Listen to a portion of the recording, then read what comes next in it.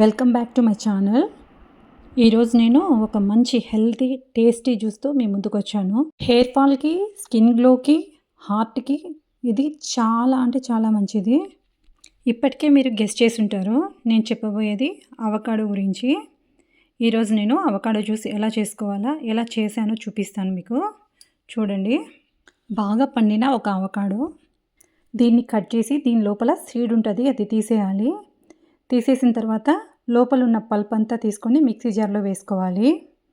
ముందు రోజు నైటే నేను ఒక 5 కాజు, 10 బాదంని నానపెట్టి పెట్టుకున్నాను.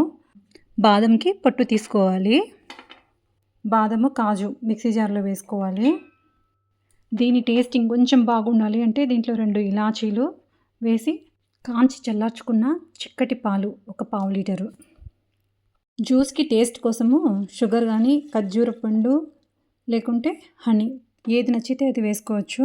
మీకు ఎంత స్వీట్ కావాలంటే అంత వేసుకొని మిక్సీ పట్టేద్దాము.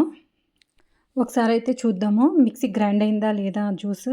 ఈ కాజు, బాదం అన్నీ వేసాం కదా, అది కొంచెం టైం పడుతుంది గ్రైండ్ అవ్వడానికి.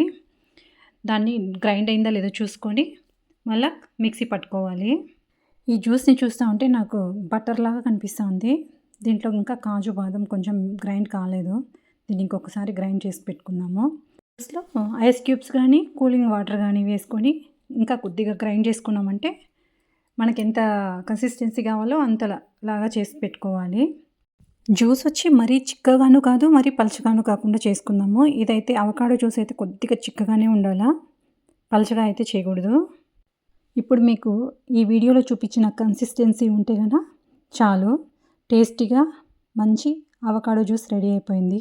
ఈ వీడియో మీకు నచ్చినట్లయితే నా ఛానల్కి ఒక లైక్ చేసి షేర్ చేయండి. నా ఛానల్ని సబ్స్క్రైబ్ చేసుకోవడం మర్చిపోకండి. Thank you for watching.